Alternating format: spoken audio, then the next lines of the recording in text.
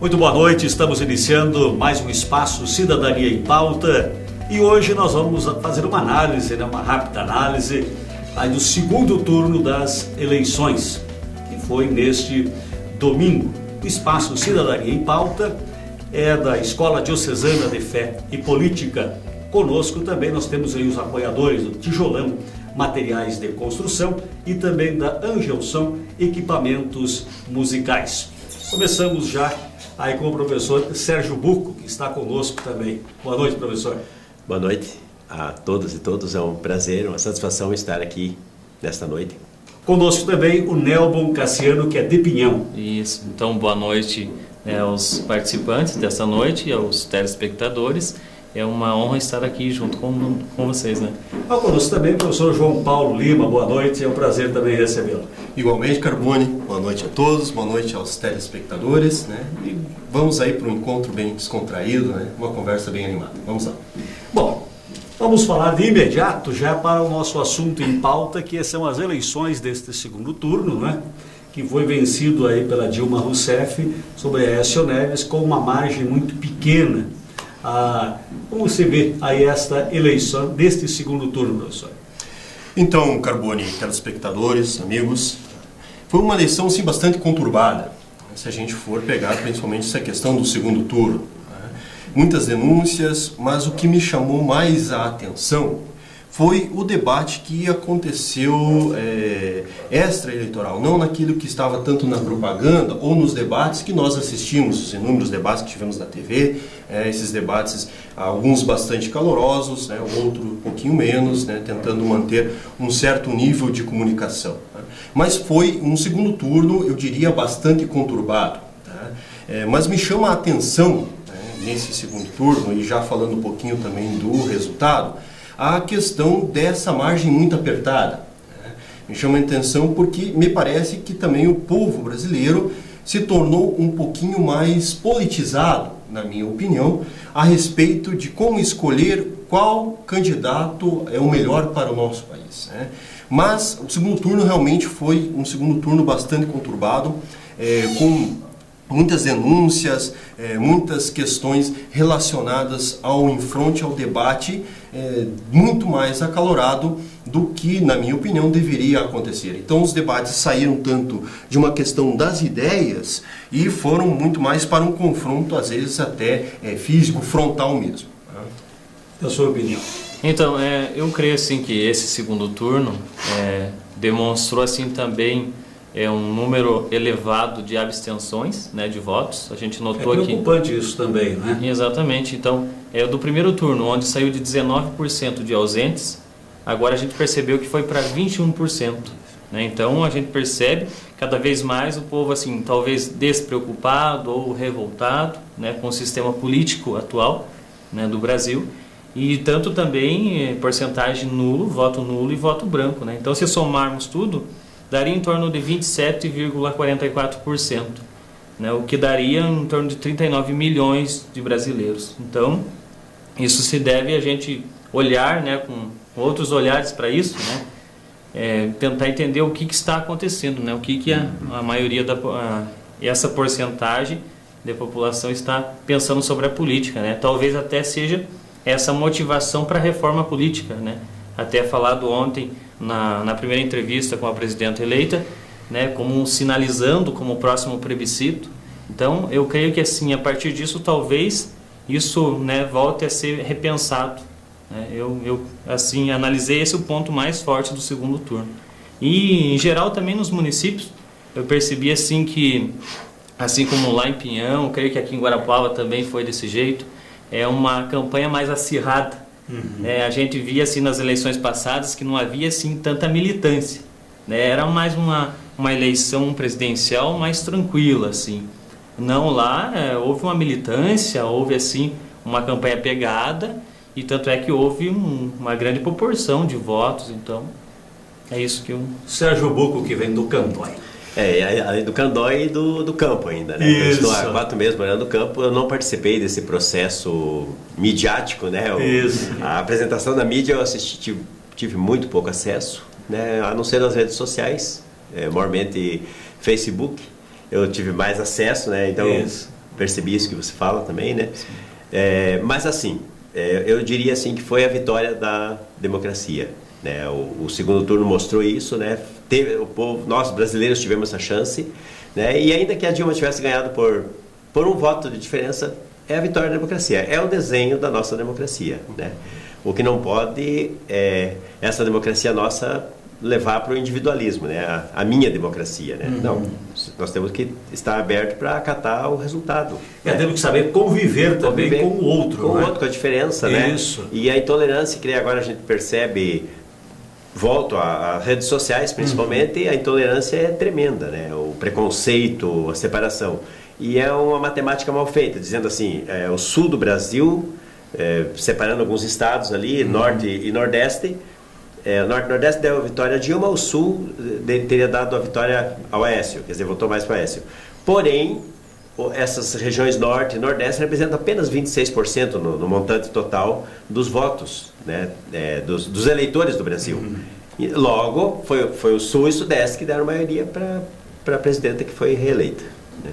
Então essa matemática tem que ser feita para não haver essa discriminação norte-sul, separar os Brasis aí, né? Você levanta uma questão interessante também, não é? Pelo que tem se observado agora, após promulgado o resultado, não é? E mesmo também durante o embate político, como você levantava também, nós observávamos isso, esse confronto também e essa discriminação para os que fossem optar, não pelo candidato daquela pessoa que estava escrevendo ali no caso, né? Todos davam essa impressão, né, que todos deveriam pensar de uma única forma.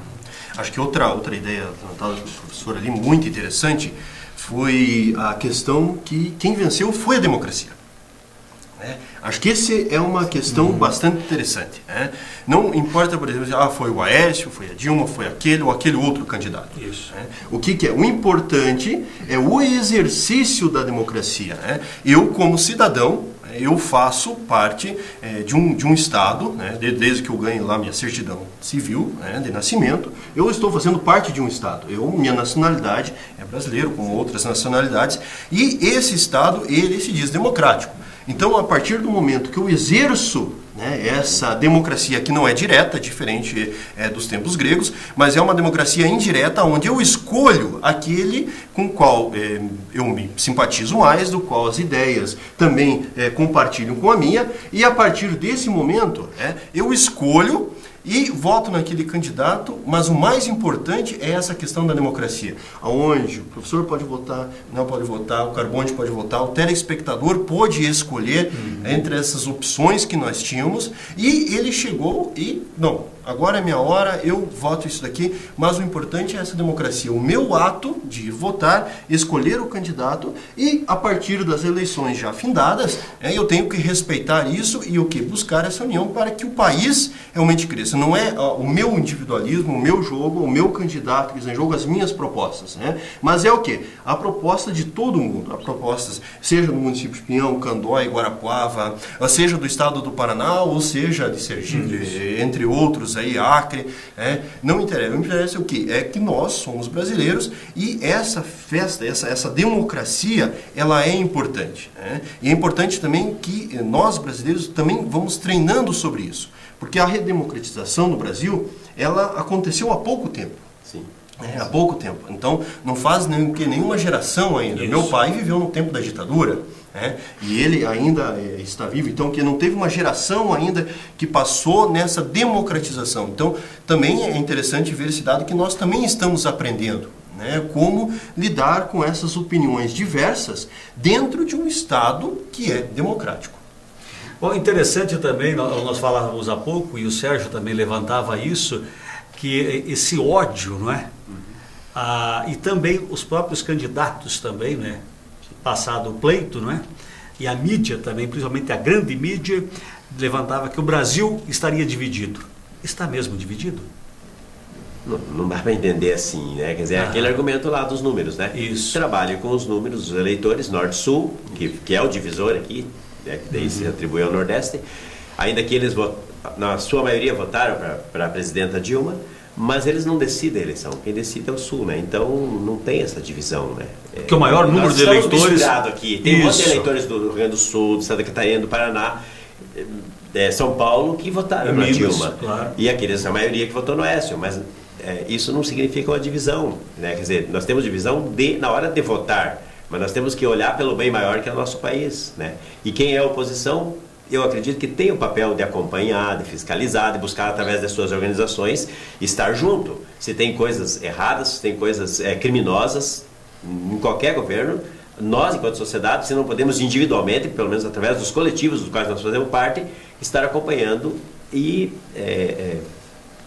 buscando corrigir, né? E ainda pegando o gancho que nós falávamos da democracia, né? Voltando a essa questão, a democracia ela está em construção, né? Não só porque nós temos a ditadura em 80 e 84, especialmente, mas porque ela é um processo, ela é feita de pessoas humanas, de seres humanos, uns que estão já indo para o ocaso, outros que estão na média idade, outros estão na juventude, adolescência, e outros que estão nascendo. Então, ela vai ser sempre um processo. Ela não é algo fechado, né? E ela vai, pronto e acabar. Isso mesmo. Ela vai se adaptar aos seus tempos, né? E o que ela não pode é justamente, eu não posso querer a minha democracia, né? O meu individualismo, né? Mais ou menos o que Rancière fala nesse livro aqui, o ódio à democracia, né? Eu não li o livro ainda, recém eu peguei, está fresquinho na minha mão ainda, não pude, né? Eu gostaria até de ter alguns argumentos para nós discutir aqui, mas não foi possível, né? Mas assim, passa um pouco por essa questão. Eu não posso brigar e desejar a minha democracia individualista pessoal, né? Mas buscar o sentido coletivo, né? O que nós temos que aprender também, obviamente, é respeitar as diferenças, como dizíamos no início, e participar do coletivo da sociedade. Sim. Porque ela não pode ser única e exclusiva os meus desejos. Exatamente. Eu acho assim que após passadas as eleições, encerrado o pleito, deve haver assim um respeito mútuo entre as pessoas, né? Não se chama assim mais vermelho e azul, se chama Brasil. Acho que é o momento de unir as ideias, né? Compartilhar. É claro que há as diferenças, mas a partir disso construir algo que seja beneficiado a todos, né? E não construir uma guerra, né, dentro da democracia, né? Você deve respeitar isso. É como se fosse, eu comparo assim a vitória de um time num campeonato. É claro que você tem o direito de celebrar a vitória, né? Você sai, faz a sua carreata, comemora, e o adversário deve respeitar e não chegar lá a pancadas, revoltado. Não, acho que assim, ganhou, parabéns, né? Assim como, digamos assim, se fosse o Écio ou, né, sendo a Dilma, quem ganhasse, né? Acho que o respeito deve prevalecer, né? Isso faz parte da democracia também, né? E, como diz, faz com que cresça cada vez mais esse processo. Se nós observarmos isso, aproveitando, fazendo um resgate da sua fala, né? Que nós estamos vivenciando, né, uma democracia em construção. E ao vivenciarmos isso, há de se também, né, refletirmos também, principalmente nos fatos ocorridos que antecederam o dia 26, no caso, o dia das eleições. Não é? A mídia, né, principalmente, setor da mídia, ou a grande mídia, né, não sei se podemos citar nomes, né, mas assim, especialmente a revista Veja, que acaba muitas vezes, da editora Abril, que acaba sendo um braço da Globo, né? E daí outras, Folha, Estadão e outros jornais regionais, né, que fazem eco. Então, assim, parece que é um pouco, tanto quanto irresponsável, tanto que foi processado, o TSE acatou o recurso na justiça, né?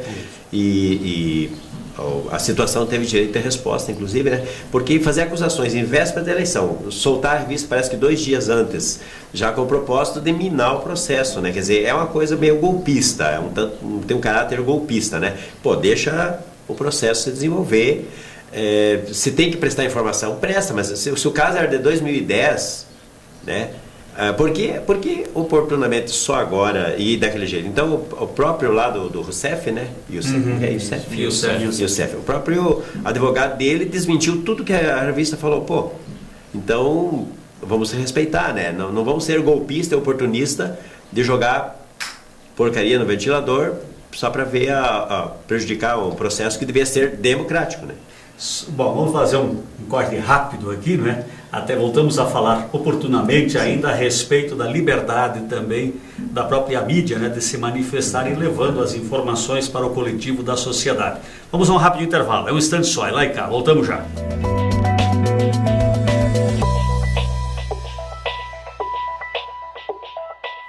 Estamos retornando aqui para o segundo bloco do Cidadania em Pauta, um espaço da Escola Diocesana de Fé e Política, conversando na noite de hoje com o Sérgio Bucco, também com o Cassiano e com o João Paulo, né? Fazendo uma análise aqui das eleições, né, que encerraram neste domingo. E vamos agora, neste segundo bloco, já que o Sérgio Bucco levantava a questão da liberdade de imprensa, né? Vamos enfocar agora também esse segundo bloco, já para começarmos a conversa, a respeito da liberdade também de expressão, que é um direito fundamental, né, que a mídia tem nos dias de hoje. Certo? Então, a gente aprendeu lá na infância ainda, né? O professor João Paulo falava da ditadura, né? Eu vivia parte da minha infância, adolescência e juventude nessa época, né? Mas desde aquele tempo nós aprendemos um valor moral que a liberdade comporta a responsabilidade, né? A liberdade não tem limite, só desde que não prejudique o meu semelhante ou não prejudique o coletivo, né? E o que nós citávamos da imprensa, ou da grande imprensa, da grande mídia, pelo menos, e isso se reflete até no local. A gente percebeu alguma coisa em Candói também, mesmo que de forma subliminar, um certo abuso da coisa, né? Então, uma falta de limite nesse sentido, né? E todos nós, cidadãos, devemos nos pautar a nossa vida, a nossa caminhada pelos limites da lei, né? A lei é feita para harmonizar, para organizar a vida em sociedade. Mas a mídia parece que carece de uma lei que dê uma pauta para ela, uma pauta de comportamento, né? Por isso que é reivindicado o marco regulatório, né? Um conjunto de leis que vão disciplinar um pouco essa questão aí, né? Eu não posso sair falando tudo que eu quero, do jeito que eu bem entendo, de forma irresponsável, né? Então, o marco regulatório parece-me que é uma exigência, é uma urgência na pauta brasileira. João Paulo. Eu achei interessante que o Sérgio levantou, né? Acho que o Cassiano também podia se expressar, mas para mim, eu acho que é fundamental essa questão da liberdade de imprensa, porque é óbvio, nós não podemos jamais regularizar ou de forma agressiva, ou seja, moral, seja o que for, essa liberdade. Isso é uma coisa conquistada e com muito suor. Não foi algo simplesmente nos dado, foi conquistado pela história do próprio país. Mas eu acho que o importante é nós salientarmos isso que o Sérgio falava, que é a questão da responsabilidade. Então a liberdade ela não pode ser confundida com libertinagem, aonde eu faço aquilo que eu bem entendo, eu coleto ali um dado ali, coleto outro dado lá, publico revistas antes do tempo, falo aquilo que eu quiser na TV, exponho todas as minhas ideias sem a responsabilidade da qual. Hoje nós estamos falando aqui, quantas pessoas estão nos assistindo? Pessoas concordando e pessoas não concordando, o que é de total liberdade, mas a responsabilidade daquilo que nós afirmamos aqui, nós temos que assumir. E a mesma coisa também é da imprensa. E a imprensa, eu acho que ela é uma formadora, ela é uma formadora de opinião. Nós comentávamos aqui no intervalo, que era a questão, por exemplo, lá como professor de filosofia e história, que acontece? Antes da Idade Média, na Idade Moderna, quem que eram os formadores de opinião? Eram os filósofos, os cientistas, os pesquisadores, os artistas. Hoje quem são os formadores de opinião? São os marqueteiros.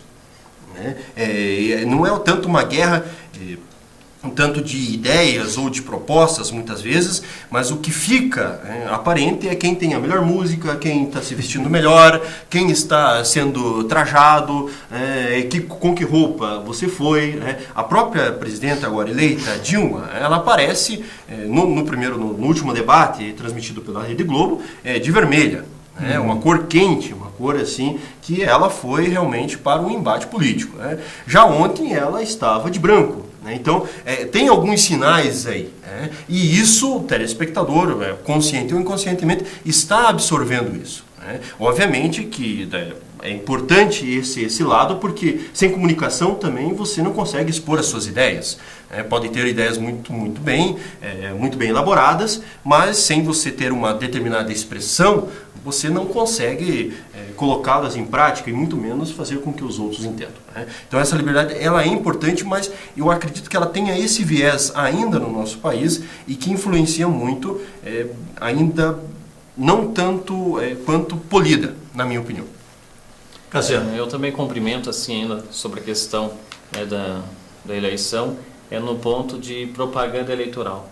Eu acho assim que deve ser repensado, reformulado a questão de legislação, né? Eu, como bacharel em Direito, assim, gosto de aprofundar no assunto, até porque assim, é uma disparidade, né? Você vê em horários de propaganda, um tem mais, outro tem menos, né? Não há uma punição mais severa, não há um controle, né, com relação a isso. Então, acho que isso fica assim como um desserviço da Justiça Eleitoral. Isso é palavras mesmo do ministro Dias Toffoli. Eu estava acompanhando através do site, na internet, ele falando isso, que é um desserviço que hoje a legislação comete, né, não regulando a financiamento de campanhas, que é hoje financiado por empresas, né. Então, acho que isso deve ser repensado, né, acompanhando essa parte da legislação. Vamos agora enfocar também um pouquinho, falarmos do que se espera agora deste segundo mandato. Sim. A presidente buscou a reeleição, né? Vai para o segundo mandato. O que esperar agora? Conclusão de obras que até então não foram terminadas, enfim, que projetos, o que a sociedade espera agora? Então, conclusão de obra, com certeza, né? Mas tem que ficar atento a um certo desencanto com a política, né? Quer dizer, o povo, historicamente, como falava João Paulo lá, da Idade Média, mas daí, contextualizando a política no Brasil, o que nós conhecemos mais é do século XX, né? Isso. Então, o povo sempre foi alijado do processo. A democracia permite a participação, mas é uma participação marginal. Eu voto... Daí, às vezes, passa uma semana, um mês, já não lembro mais para quem eu votei, né? Então, mas esse povo, mesmo alijado, ou hoje, muito mais participativo, através da mídia, que tem lado muito bem definido, né? Mas através da mídia está mais informado, através da internet, que fornece N possibilidades de informação, ele está reclamando alguns pontos, como levantava o Cassiano, né? Por exemplo. Então, o governo, nesse momento, vai ter que estar atento a alguns sinais que a população está dando, que nem abstenções, por exemplo, né? Abstenções tem N situações, mas uma delas pode ser descontentamento, pode ser protesto, pode ser indiferença, né? Então, os governos vão ter que responder, o nosso governo atual, o governo do Brasil atual, como os estaduais e municipais também, vão ter que dar respostas aos reclamos, não só da rua, aquele movimento que a gente nem sabe bem qual que era a pauta e qual que era o foco, mas desde aquele movimento e esses outros sinais que vão sendo dados aí na hora de eleger, essa coisa aqui de uma eleição disputada assim, par a par, né? Muito apertada, com a diferença muito próxima, né? Então são sinais que devem levar o governo atual, reeleito, a olhar com muita atenção, com muito amor, com muito carinho as grandes questões do Brasil que talvez tenham ficado, ou questões mal respondidas, ou questões jogadas no ventilador de forma irresponsável, mas tem que ser dada uma resposta, né? O governo não pode ser uma caixinha de surpresa que daqui a pouco sabe Deus o que vai acontecer, né? Cassiano. Eu também cumprimento assim na questão do mandato, né, renovado da presidenta, na área da saúde, né, assim como uma das propostas delas salvo engano, repassar uma porcentagem dos royalties, né, de petróleo para a saúde, né, investimentos na saúde. Então, a gente espera que isso também seja cumprido, né, assim como nas outras áreas que mais precisa, e reitero a reforma política, né, acho assim que é um compromisso que ela deu prioridade já no primeiro discurso e vai ser muito bom se for acolhido esse projeto, né. Eu também ressalto assim para a nossa região, né, para o sul e para os municípios. Né, como houve ainda essa cobrança, essa divergência, assim, não, o Sul, a maioria foi com Aécio Neves, então vai ser prejudicado o Sul agora. Né? Eu acho que não. Né? Eu já vejo assim que os municípios nossos teve uma votação expressiva da presidenta, né? E isso vai colaborar também assim para que dê continuidade. A gente vê que tem vindo recursos federais diretos para os municípios, né? Muitos dos municípios da nossa região, né, às vezes nem tem passado pelo Estado, né, então tem recebido direto, tanto na área de educação, de transporte, de máquinas, então acho que isso não é um empecilho para a nossa região. Que é o presidente, né, ele é o presidente de todos, o governador é o governador de todos, o prefeito é o prefeito de todos, não de uma determinada cor partidária. Né? João Paulo. Então, eu complemento também, vou seguindo essa mesma linha, o Cassiano e o Sérgio falaram, até mesmo você deu Tá? Eu acho que esse mandato vai ter alguns desafios bastante interessantes. Então serão, na minha opinião, 4 anos aí de bastante luta, né? Assim, não digo assim, não luta corporal, assim, mas de bastante confronto, bastante coisas importantes e também coisas que a própria população ela espera. Né? Eu acho que um primeiro assim, desafio desse governo vai ser a questão dele dar essa resposta das corrupções, né? Seja o que for levantado. Né? Então ela vai ter que isso, e tem que punir. Então ela vai ter que combater isso, né? Eu digo o governo vai ter que colocar as suas manguinhas de fora e ir com políticas, sejam leis, sejam questões jurídicas, nessa questão da corrupção. Isso não pode ficar da maneira como está. Então isso tem que ser dado uma resposta. O segundo, que eu acho que é importante, é a questão que você não falou, que é a reforma política. Isso já em 2010 já foi alavancado isso. Nos anos 90. Isso, nos anos 90, muito bem. Nos anos 90 já se fala. Então, você vejam quanto tempo nós estamos esperando isso. Isso é um apelo. Não tem como, eu acho que mesmo que ela talvez não consiga por plebiscito, não passe no Congresso, mas tem que fazer uma força muito grande para que essa reforma política, e às vezes também alavancando a questão tributária, também venha a ser realizado, ou pelo menos algum passo nós temos que dar nesse sentido. Não um passo negativo, mas um passo positivo para isso. Então isso nós temos, e ela tem como um grande desafio. O terceiro, que eu acho que também é importante, é a gente percebendo como que foi essas distribuições, né? E se fala muito dessa questão da divisão do Brasil. Né? O Sérgio já falou, né? O Cassiano também elencou essas questões e eu não vou tentar ser repetitivo aqui, mas o importante, na minha opinião, é que ela vai ter que buscar de alguma maneira, né, essa união, né? Que essa ideologia, que essa ideia de separação, ela seja superada.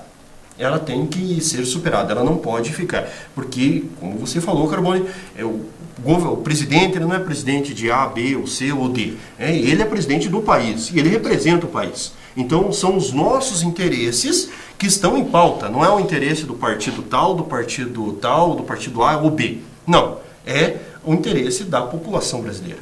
E por último, só para mim fechar, que eu acho que é um desafio importante, e que eu acho que também fica às vezes um pouquinho desvariado, é a questão do quê? Do meio ambiente e da sustentabilidade. Isso é importante. Bom, nós estamos encerrando já, mas rapidamente, alguns segundos para cada um. O Congresso eleito agora é um Congresso extremamente conservador. Estas mudanças serão possíveis com esse Congresso eleito? Rapidamente, Sérgio, e obrigado também por estar conosco. Eu que agradeço e eu penso que vai ter que ser viável, senão daí é a hora da população se levantar, se manifestar e gritar, né? E quero dizer rapidamente, na condição de cristão, estou fazendo parte de uma escola Fé e Política, que a minha preocupação maior é o plano de Deus, o projeto de Deus para a nossa vida. A política é uma ferramenta e os políticos são ferramentas para nos ajudar a melhorar esse mundo enquanto que nós vivemos, mas eles não são absolutos. Todos vão passar e nós vamos passar também. Cassiano, obrigado também por estar conosco. Obrigado, professor Carbone. Eu também reitero o mesmo que o Sérgio falou. Eu acho que assim, o Congresso vai ser obrigado a aceitar a maioria da vontade do povo. Acho que eles vão ter que ir na condição de aceitação dessas mudanças. E agradeço o estar aqui hoje, nesse espaço. Eu também, assim como cristão católico que sou, agradeço pelo convite, e como diz, passadas as eleições, agora somos filhos de um só Pai, que é Deus. Obrigado também, João Paulo, por estar também conosco. Agradeço, Carbone, o convite, agradeço aos colegas que participaram desse debate, bastante ideias. É possível, vamos dizer assim, com dificuldades. Vai ser difícil, obviamente, tá? E a oposição tem um lado importante, que é combater as várias questões, as arestas que o governo vai colocar. Mas eu acho que é possível. Eu acho que é possível pela união do país e pelo aquilo que nós demonstramos como um país democrático. Bom, chegamos aí ao término de mais uma edição desse espaço Cidadania em Pauta, com o apoio aí do Tijolão Materiais de Construção e da Angelson Produtos Musicais. Tenham todos uma boa noite.